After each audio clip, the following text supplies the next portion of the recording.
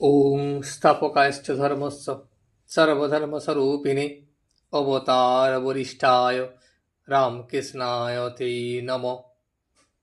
ঠাকুর, মা ও স্বামীজির চরণে শতকোটি প্রণাম। ঠাকুর শ্রীরামকৃষ্ণ পাদচারণ করিতেছেন, কখনো ঘরের ভিতর, আবার কখনো ঘরের দক্ষিণ দিকের বারান্দায়, আবার কখনো বা ঘরের পশ্চিম দিকে যে গোল বারান্দাটিতে দাঁড়াইয়া তিনি গঙ্গা দর্শন করিতেছেন। কিছুক্ষণ পর তিনি ফিরে এসে আবার ছোট্ট খাটটিতে বসিলেন। বেলা তখন 3টা বাজিয়া গিয়াছে। ভক্তেরা আবার সবাই আসিয়া মেঝেতে বসিলেন। ঠাকুর তখন তার ছোট্ট খাটটিতে চুপ করিয়া বসিয়া আছেন। একবার ঘরের দেওয়ালের দিকে দৃষ্টিপাত করিতেছেন। দেওয়ালে অনেকগুলি পট আছে। ঠাকুরের বাম দিকে শ্রী শ্রী বিনা পানির পট, আর তার কিছু দূরেই নিতাই গৌর ভক্ত সঙ্গে কীর্তন করিতেছেন। ঠাকুরের সম্মুখে ধ্রুব ও প্রহ্লাদের ছবি ও মা কালীর মূর্তি। ঠাকুরের ডান দিকে দেয়ালের উপর রাজরাজেশ্বরীর মূর্তি। পিছনের দেয়ালে যিশুর ছবি রহিয়াছে। পিতর ডুবিয়া যাইতেছেন, যিশু তাকে তুলিতেছেন। ঠাকুর হঠাৎ মাস্টারকে বলিতেছেন, দেখো, সাধু সন্ন্যাসীর পট ঘরে রাখা ভালো। সকালবেলা উঠেই আর অন্য মুখ না দেখে সাধু সন্ন্যাসীর মুখ দেখে ওঠা খুব ভালো। ইংরাজি ছবি দেওয়ালে ধনী, রাজা, কুইনের ছবি, কুইনের ছেলের ছবি, সাহেব, মেম, এরা সবাই বেড়াচ্ছে, তার ছবি রাখা, এসব হলো রজগুণ। যেরূপ সঙ্গের মধ্যে থাকবে সেইরূপ স্বভাব হয়ে যায়। তাই ছবিতেও দোষ, আবার নিজের যেরূপ স্বভাব লোকে সঙ্গ খুঁজেও সেই রূপ। পরমহংসেরা 2-5 ছেলে রেখে গুরু বলে দেয়, কাছে আসতে দেয়, আর 5-6 বছরের ও অবস্থায় ছেলেদের ভিতর থাকতে তাদের ভালো লাগে। ছেলেরা সত্য, রজ, তম কোনো গুণেরই বশ নয়। যখন গাছ দেখো, গাছ দেখলে তপবন মনে পড়ে। ঋষি তপস্যা করছে, এইভাবে উদ্দীপন হয়। শিথির একটি ব্রাহ্মণ ঘরের মধ্যে প্রবেশ করিলেন ও ঠাকুরকে প্রণাম করিলেন। ইনি কাশীতে বেদান্ত পড়িয়াছিলেন। স্থূলকায়, সদা হাস্যমুখ। ঠাকুর বলিলেন, কি গো, কেমন সব আছো? অনেকদিন আসো নাই যে। শিথির ব্রাহ্মণটিকে ঠাকুর জিজ্ঞাসা করেছে। সেই ব্রাহ্মণ পণ্ডিত তখন হাসিয়া বলিলেন, আজ্ঞা, সংসারের কাজ, আর জানেন তো, সময় আর হয় না। তারপর পণ্ডিত আসন গ্রহণ করিলেন। তাহার সহিত কথা হইতেছে।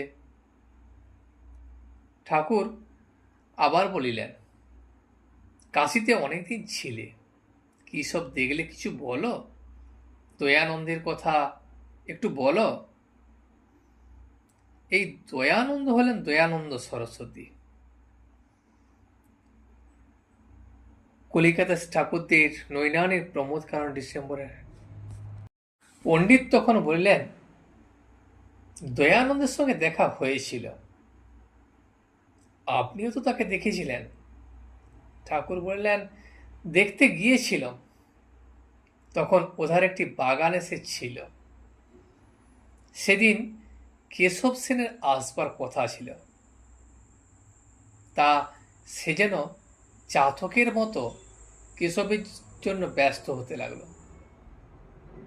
খুব পণ্ডিত, বাংলা ভাষাকে বলতো গৌরাঙ্গ ভাষা, খুব দেবতা মানত। কেশব অবশ্য দেবতা মানত না, তা বলতো ঈশ্বর এত জিনিস করেছেন আর দেবতা করতে পারেন না। নিরাকারবাদী। কাপ্তেন রাম রাম করছিল, তা বললে তার চেয়ে সন্দেশ সন্দেশ বলো। পণ্ডিত আবার বললেন, কাশীতে দয়ানন্দের সঙ্গে পণ্ডিতদের খুব বিচার হলো। শেষে সকলে একদিকে আর পণ্ডিত একদিকে, দয়ানন্দ পণ্ডিত। তারপর এমন করে তুললে যে সকলে পালাতে পারলে বাঁচে। সকলে একসঙ্গে উচ্চ ঈশ্বরে বলতে লাগলো, দয়া আনন্দেন যদুক্তং তদ্দেয়ম। আবার কর্নেল কলককে দেখেছিলাম, ওরা বলে সব মহাত্মা আছে, আর চন্দ্রলোক, সূর্যালোক, নক্ষত্রলোক এইসব আছে। সূক্ষ্ম শরীর সেই সব জায়গায় যায়। এইসব অনেক কথা। আচ্ছা মহাশয়, আপনার থিওসফি কিরকম বোধ হয়? ঠাকুর বললেন, ভক্তি একমাত্র সার, ঈশ্বরে ভক্তি। তারা কি ভক্তি খোঁজে? তাহলে ভালো। ভগবান লাভ যদি উদ্দেশ্য হয় তাহলেই ভালো। চন্দ্রলোক, সূর্যলোক, নক্ষত্রলোক, মহাত্মা এই নিয়ে কেবল থাকলে ঈশ্বরকে খোঁজা হয় না। তাঁর পাদপদ্মে ভক্তি হবার জন্য সাধন করা চায়, ব্যাকুল হয়ে তাকে ডাকা চায়, নানা জিনিস থেকে মন কুড়িয়ে এনে তাতে লাগাতে হয়। এ বলিয়া ঠাকুর রামপ্রসাদের গান ধরিলেন, মন করো কি তত্ত্ব তারে, যেন উন্মত্ত আঁধার ঘরে। সে যে ভাবের বিষয়, ভাব ব্যতীত অভাবে কি ধরতে পারে। সে ভাব লাগি পরম যোগী, যোগ করে যুগ যুগান্তরে। হলে ভাবের উদয়, লয় সে যেমন লোহাকে চুম্বকে ধরে। আর শাস্ত্র বলো, দর্শন বলো, বেদান্ত বলো, কিছুতেই তিনি নাই। তার জন্য প্রাণ ব্যাকুল না হলে কিচ্ছু হবে না। ষড় দর্শনে না পায় দর্শন আগম নিগম তন্ত্র সারে। সে যে ভক্তি রসের রসিক, সদানন্দে বিরাজ করে পুরে। খুব ব্যাকুল হতে হয়। একটা গান শোনো, রাধার দেখা কি পাই সকলে, সাধনের খুব দরকার। ফস করে কি আর ঈশ্বর দর্শন হয়? একজন জিজ্ঞাসা করলে, কই ঈশ্বরকে দেখতে পাই না কেন? তা মনে উঠল, বললুম, বড় মাছ ধরবে, তার আয়োজন করো, চার করো, হাত সুতো ছিপ জোগাড় করো, গন্ধ পেয়ে গভীর জল থেকে মাছ আসবে, আর জল যখন নড়বে তখন টের পাবে যে বড় মাছ এসেছে। যখন মাখন খেতে ইচ্ছা, তা দুধে তো মাখন আছে। দুধে আছে মাখন করলে কি হবে? খাটতে হয়, তবে মাখন ওঠে। ঈশ্বর আছেন, ঈশ্বর আছেন বললেই কি আর ঈশ্বরকে দেখা যায়? তার জন্য সাধন চায়। ভগবতী নিজে পঞ্চমুণ্ডির উপরে বসে কঠোর তপস্যা করেছিলেন লোকশিক্ষার জন্য। শ্রীকৃষ্ণ সাক্ষাৎ পূর্ণ ব্রহ্ম, তিনিও রাধাযন্ত্র কুড়িয়ে পেয়ে লোকশিক্ষার জন্য তপস্যা করেছিলেন। শ্রীকৃষ্ণ পুরুষ, রাধা প্রকৃতি, চিচ্ছক্তি, আদ্যা শক্তি। রাধা প্রকৃতি ত্রিগুণময়ী, এর ভিতরে সত্য রজ তম 3 গুণ। যেমন পেঁয়াজ ছাড়িয়ে যাও, প্রথমে লাল কালোর আমেজ, তারপর লাল, তারপর সাদা বেরোতে থাকে। বৈষ্ণব শাস্ত্রে আছে কাম রাধা, প্রেম রাধা, নিত্য রাধা। কাম রাধা চন্দ্রাবলী, আর প্রেম রাধা হল শ্রীমতী। নিত্য রাধা নন্দ দেখেছিলেন গোপাল কোলে। এই চিৎশক্তি আর বেদান্তের ব্রহ্ম অভেদ। যেমন জল আর তার হিম শক্তি, জলের হিম শক্তি ভাবলেই জলকে ভাবতে হয়, আবার জলকে ভাবলেই জলের হিম শক্তি ভাবনা এসে পড়ে। সাপ আর সাপের তির্যক গতি, তির্যক গতি ভাবলে সাপকে ভাবতে হবে। ব্রহ্ম বলি কখন? যখন সে নিষ্ক্রিয় বা কার্যে নির্লিপ্ত। পুরুষ যখন কাপড় পরে তখন সেই পুরুষই থাকে। ছেলে দিগম্বর হলে সাম্বর, আবার হবে দিগম্বর। সাপের ভিতর বিষ আছে, সাপের কিছু হয় না, যাকে কামড়াবে তার পক্ষে বিষ। ব্রহ্ম সেরকম নিজে নির্লিপ্ত। নাম রূপ যেখানে, সেইখানেই প্রকৃতির ঐশ্বর্য।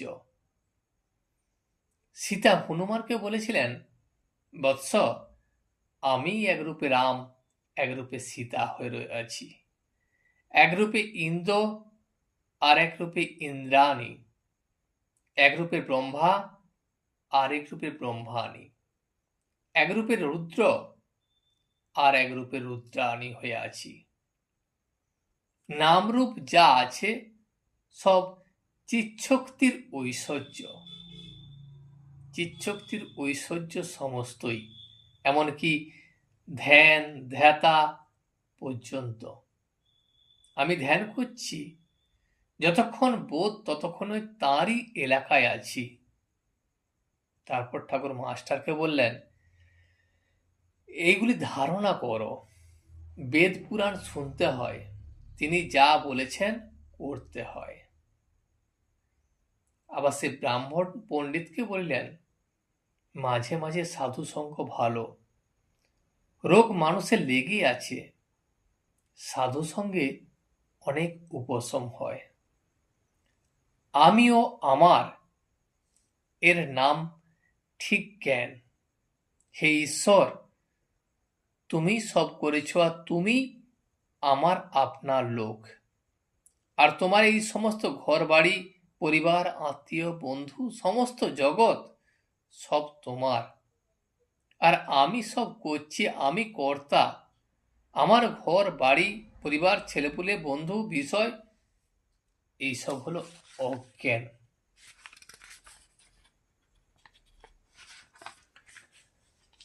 গুরু শিষ্যকে কথা বোঝাচ্ছিলেন, ঈশ্বর তোমার আপনার, আর কেউ আপনার নয়। শিষ্য তখন বললে, আজ্ঞা, মা, পরিবার এরা তো খুব যত্ন করেন, আমাকে না দেখলে তারা অন্ধকার দেখেন, কত ভালোবাসেন। তখন গুরু বললেন, ও তোমার মনের ভুল, আমি তোমায় দেখিয়ে দিচ্ছি, কেউ তোমার নয়। এই ঔষধ বড়ি কয়টি তোমার কাছে রেখে দাও, তুমি বাড়িতে গিয়ে খেয়ে শুয়ে থাকো, লোকে মনে করবে যে তোমার দেহত্যাগ হয়ে গেছে, কিন্তু তোমার সব বাহ্য জ্ঞান থাকবে, তুমি দেখতে শুনতে সব পাবে, আমি সেই সময় গিয়ে পড়ব। শিষ্যটি তাই করলে, বাটিতে গিয়ে বড়ি কটি খেলে, আর খেয়ে না খেয়েই সে অচৈতন্য হয়ে পড়ে রইল। মা, পরিবার, বাড়ির সকলে তখন কান্নাকাটি আরম্ভ করলে। এমন সময় গুরু কবিরাজের বেশে গিয়ে উপস্থিত হলেন। তিনি সমস্ত শুনে বললেন, আচ্ছা, এর ঔষধ আছে, আবার বেঁচে উঠবে, তবে একটি কথা আছে। এই ঔষধটি আগে একজন আপনার লোকের খেতে হবে, তারপর ওকে দেয়া যাবে। যে আপনার লোক ওই বড়িটি খাবে তার কিন্তু মৃত্যু হবে। তাই এখানে ওর মা কি পরিবার এরা তো সব আছেন, একজন না একজন কেউ খাবেন, তাতে সন্দেহ নাই। তাহলে ছেলেটি বেঁচে উঠবে।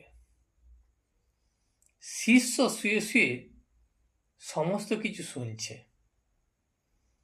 কবিরাজ আগে মাকে ডাকলেন। মা কাতর হয়ে ধুলায় তখন গোড়াগড়ি দিয়ে কাঁদছেন।